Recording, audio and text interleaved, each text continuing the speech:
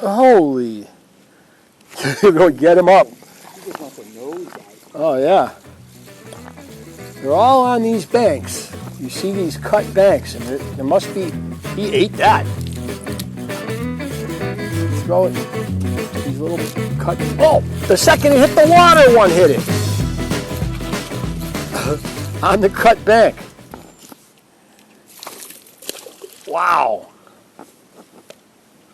What the heck, you know, like there's got to be a lot of little minnows right up on the shore, and they're doing their thing.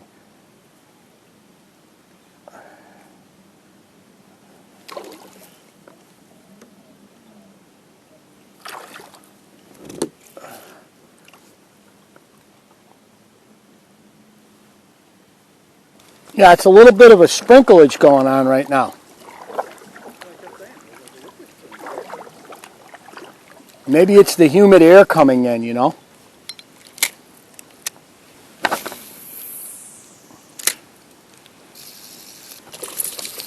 Nice, he spits it.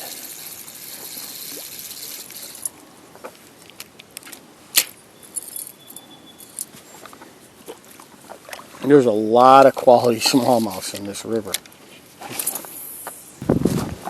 Freaking lightning. What do you got?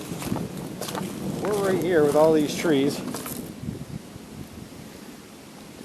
How far to the bridge? It is a long way. It's a long. I mean, you're talking.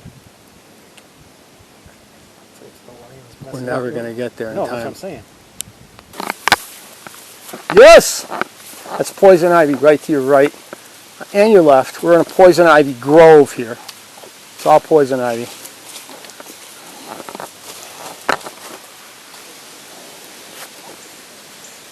A sudden thunderstorm. So we're getting hit by a thunderstorm here on a pretty long river float. And you can see I've got myself a gang of silver maples, and I'm standing on the downwind side of these silver maples. They're not the tallest trees around. I am, I guess, taking a risk because I'm standing under a tree in a thunderstorm. But you'll notice that I'm kind of like surrounded by a lot of trees. Tallest ones are over here. So, I'm trying to stay dry, but I'm not doing anything stupid, I don't think. Where would you go? Could stay in the river. Could hide under a river bank like these banks right here, but then there's trees above you. Standing where I am is good as long as there's no flash flood. It's important to keep your head even when you're running for shelter in a thunderstorm. And you'll see that behind me is a great example of why. See that hairy vine going up the tree? Well, that's poison ivy. And there's a lot of it on the ground. Now, I got to the site that I'm standing at by following this stream bed. So I know I didn't go into any of that poison ivy, but if you just scampered aimlessly into the woods to get out of the direct line of a thunderstorm, you could easily walk through that stuff. That's summer ivy, shining bright, saying, hey, I'll ruin your life for 3 weeks if you get into me. So you got to be careful. So avoid it. And the only way to avoid it is to know what it looks like. Old mill dam here, probably. I don't know what else it would have been. Could have been a bridge abutment. There's a bridge on the other side. There's an abutment over there too, on the left. It's hard to say. The whole shoreline here has milfoil on it. You can see the milfoil. And the fish that are latent to the milfoil, I missed about a 5-pound smallmouth. I didn't have time to get the camera on. He came out of the water like a rocket. And I've picked up a couple smaller fish, like what we've been catching. But I think in a river, the key is anytime you see a change in structure. Beetroot, notice the weeds here? There's a line of milfoil right here. I just missed about a 5-pound smallmouth. Huge smallmouth. And then wherever these weeds are, these fish are like just crushing it. I'm hitting the water and they're hitting it. There's one coming. See that big? What is it? What is it? Oh, he didn't hit it. He pulled away. Yeah, big spinnerbait. That looked like it might have been Mr. Pike. Man, this hog is just diving. He's pulling me. He's pulling the boat. He's pulling me into shore. I can't stop him. Smallmouth on spinnerbaits, just crushing it.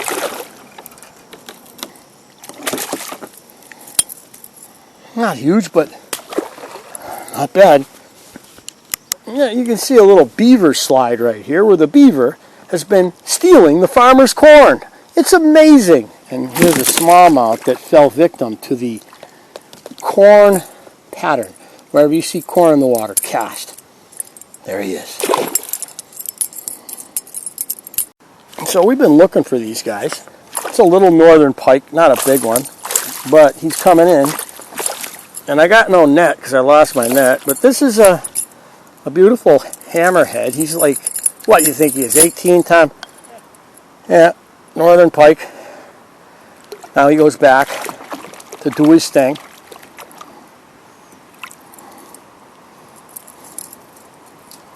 He took a shot at it and he missed, and then he came back for it. There's another one. We can't not catch a fish.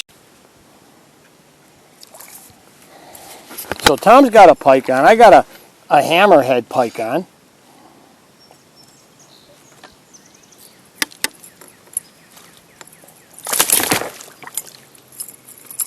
Spinnerbaits are nice for pike.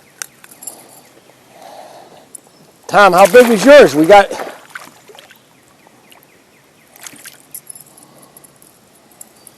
Found a good pike spot.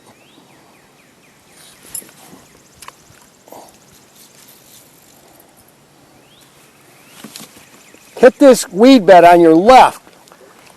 Tom got a pike and I got a pike. I'm casting the spoon up on the shore. Now I'm popping it out of the shore. Bring it across the top.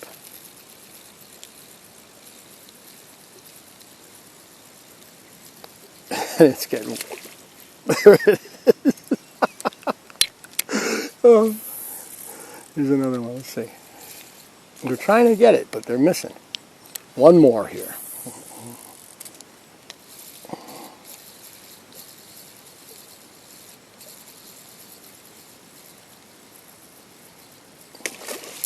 There we go.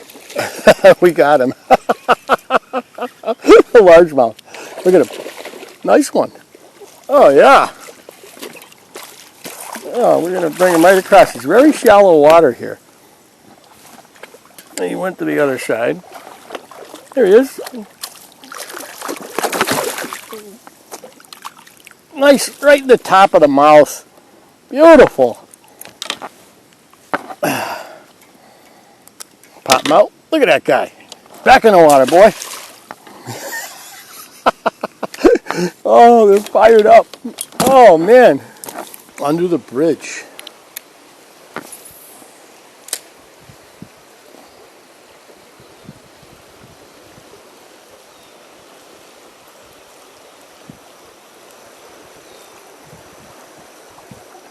We literally, figuratively, totally, don't know how many fish we've caught today.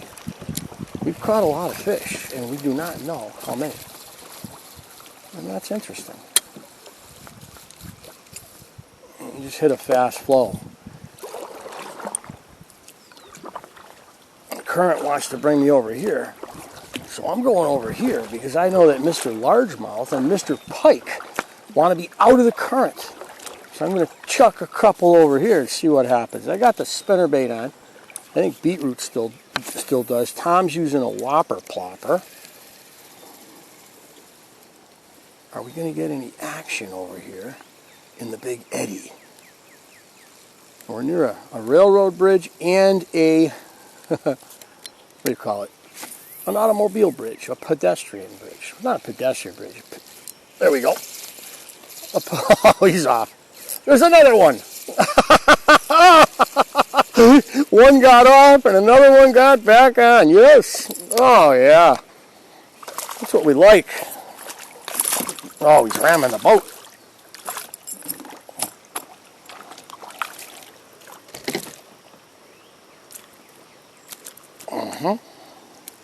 Getting brought back into the whirlpool. My spinnerbaits are getting bent to nothing. Chuck one over here just because. Oh, there's bait in there. Oh, yeah. Whoa! Wow! You can see the bait scatter as I threw it in there.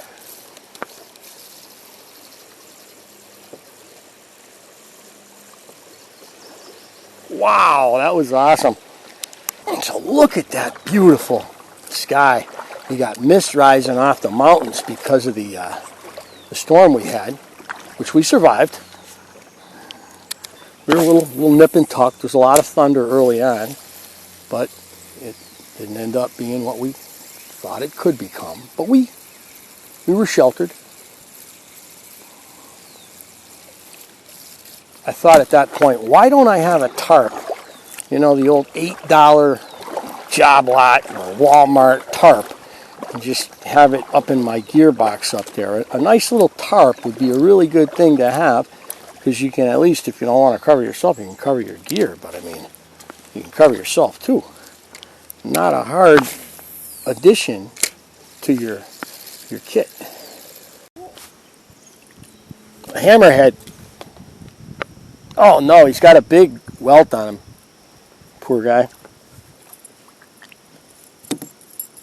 I don't know what happened there. Like he got speared by somebody. Huh?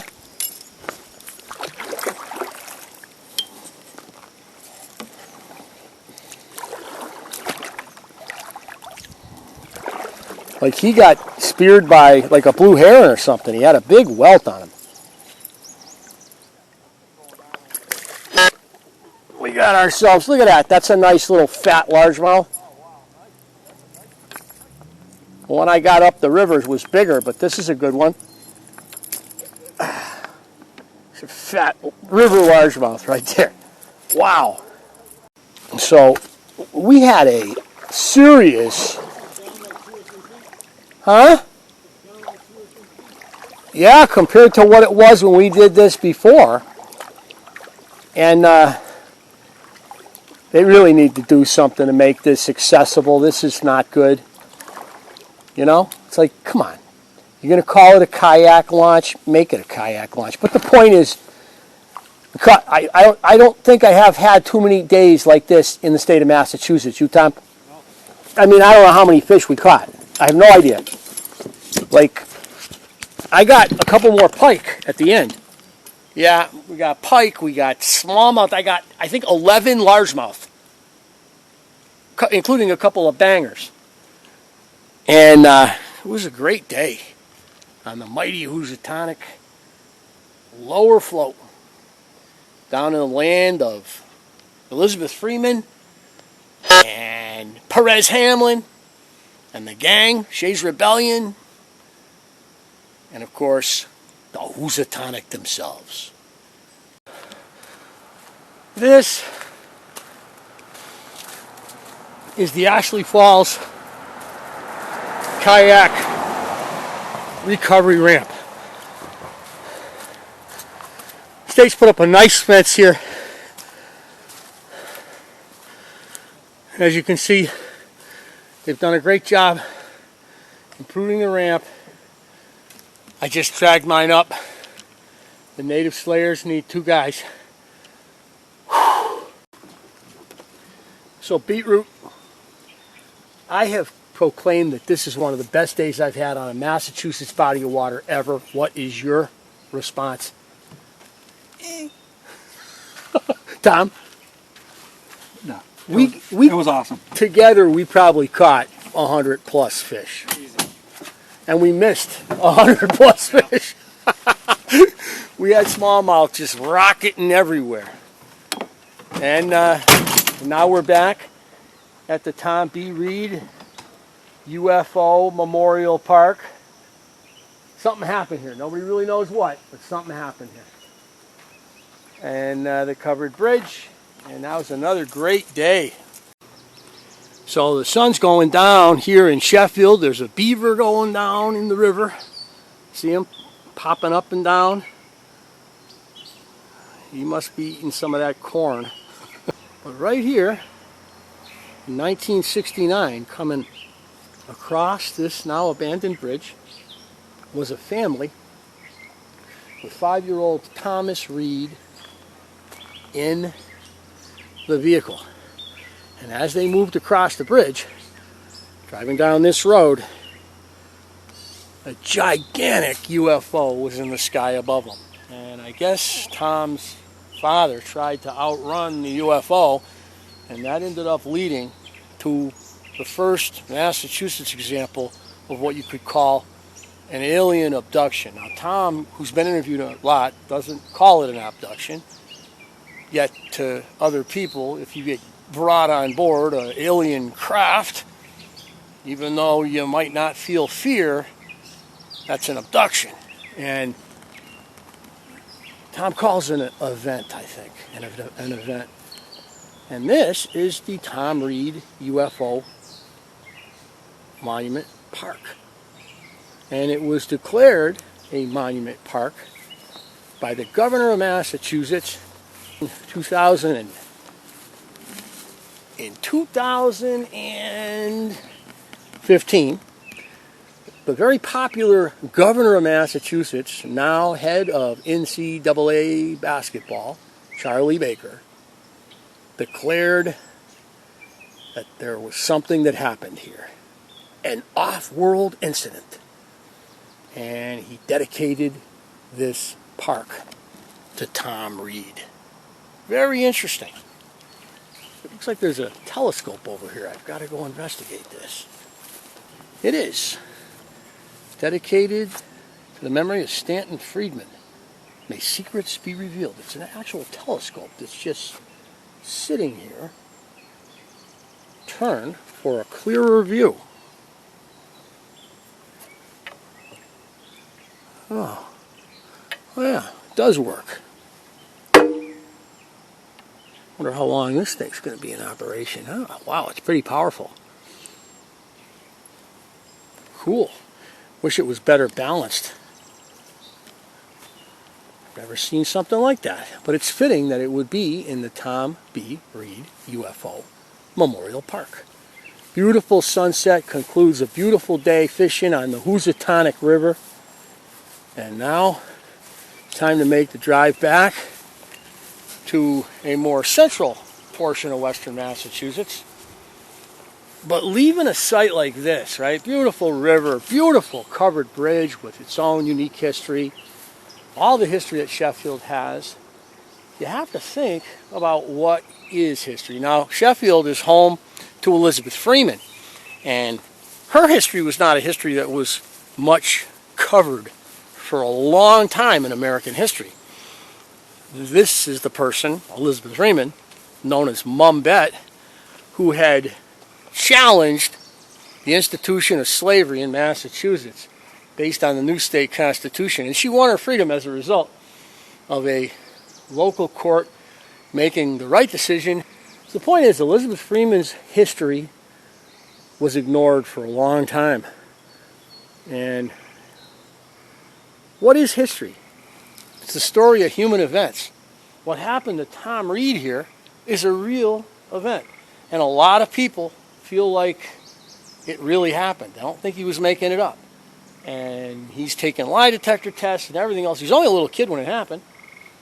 And people don't want to talk about strange events that happen like that. There's probably a lot more strange events that happen that people don't talk about. Because if they talk about them, you know, what's somebody else going to say? And what the heck is that guy bobbing up and down in the water out there? There he is. I have no idea what that is. I hope it's not a loon that's caught in fishing line or something. He's bobbing up and down. And here's the beautiful sky over Sheffield, ending another great summer day.